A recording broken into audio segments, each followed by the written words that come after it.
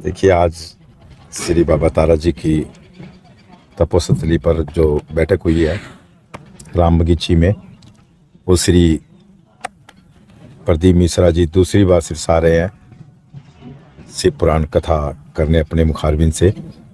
और एक अमृत वर्षा जो गंगा बहेगी सिरसा के, मेरे सिरसा के परिवार के लिए।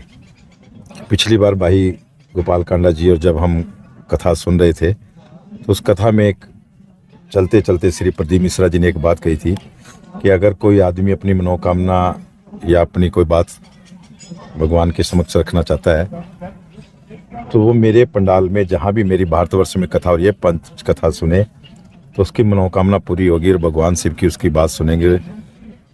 तो ऐसा उन्होंने एक विचार रखा और भाई गोपाल कांडा जी ने उनसे तुरंत पकड़ लिया कि मेरा सिरसा का परिवार तो शायद बाहर जाके आपकी 5 कथा नहीं सुन सकता, तो आप मेरी 5 कथाएं आप इसी पंडाल में श्री बाबा तारा जी कुटिया में करें।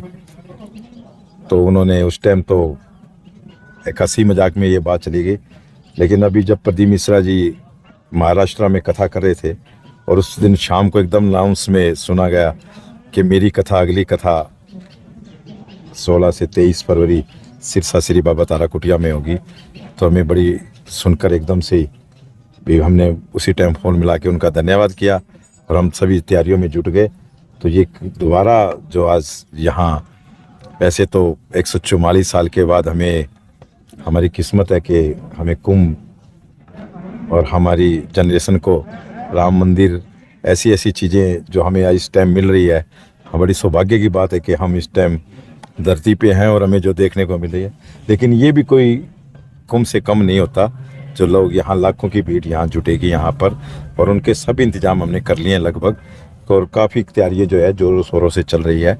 कुछ कमी है वो मीटिंगों में हम बैठते हैं, मीटिंग में विचार विमर्श पर कुछ जो लोग हमें बताते हैं, हमें जो सेवादार है हमारा सिरसा का परिवार, धार्मिक सामाजिक सोशल राजनीतिक जो सभी परिवार मिलकर यहाँ सेवा करते हैं, उनमें से कुछ कुछ बातें जो मिलती है वो पूरी हम कर रहे हैं जल्दी। तो हमारे पास अभी 1 हफ्ते का टाइम है जो पूरी हो जाएगी। एक बड़ी व्यवस्था बनानी पड़ती है, तो प्रशासनिक स्तर पर भी और भी सब काम प्रशासन को अलर्ट कर दिया गया है। प्रशासन को सूचना दे दी गई है कि यहाँ श्री प्रदीप मिश्रा जी द्वारा कथा होगी शिव पुराण की और वहाँ लाखों लोग यहाँ आएंगे और कथा सुनेंगे।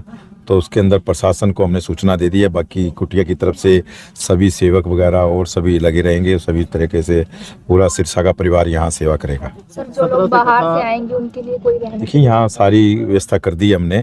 लगभग 400 लैट्रिन बाथरूम पिछली बार के बने हुए थे, कुछ पक्के और बना दिए हैं। कुछ संत आश्रम में भी अभी हमने और जगह जोड़ ली है। कुछ पंडाल पिछली बार से फालतू और बनाए जा रहे हैं कि लोगों को दिक्कत ना आए। और कुछ कंबल वगैरह और हमने और गर्म कंबल यहाँ, क्योंकि थोड़े की बार कथा पहले हो रही है तो थोड़ी ठंड का टाइम है, तो हमने वो कंबल वगैरह भी और मंगवा लिए हैं, सारा इंतजाम कर लिया है। 17 से कथा गोविंद जी शुरू हो रही है जी। मिश्रा जी कब तक सिरसा पहुंचे?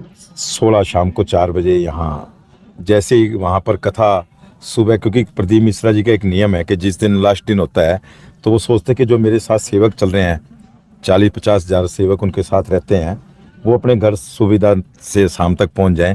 तो वो सुबह 8 बजे से लेके 11 बजे तक कथा करते हैं और 11 बजे वो वहाँ से कथा को विराम कर देते हैं और उसके बाद लोग अपने अपने घरों की तरफ निकल जाते हैं कि शाम तक हम अपने घरों में पहुँच जाएँ। तो वैसे ही ये जो कथा है प्रयागराज में चल रही है 10 तारीख से 16 तारीख तक। तो जब वहाँ पर 11 बजे के बाद 12 बजे वो फारिग हो जाएंगे तो 3 बजे वहाँ से चलेंगे और 4 बजे अपने एयरपोर्ट पे यहाँ एयरफोर्स में उतर जाएंगे और उसके बाद 4 बजे के बाद श्री बाबा तारा कुटिया में आएंगे। तो क्या इस बार भी शोभा यात्रा निकाली जाएगी जिस तरह से भव्य शोभा पिछली बार आप कहेंगे तो निकाल देंगे। अगर सिरसा वालों का मन होगा और वो उनका दर्शन करना चाहेंगे तो जरूर कर देंगे, जरूर निकाल देंगे।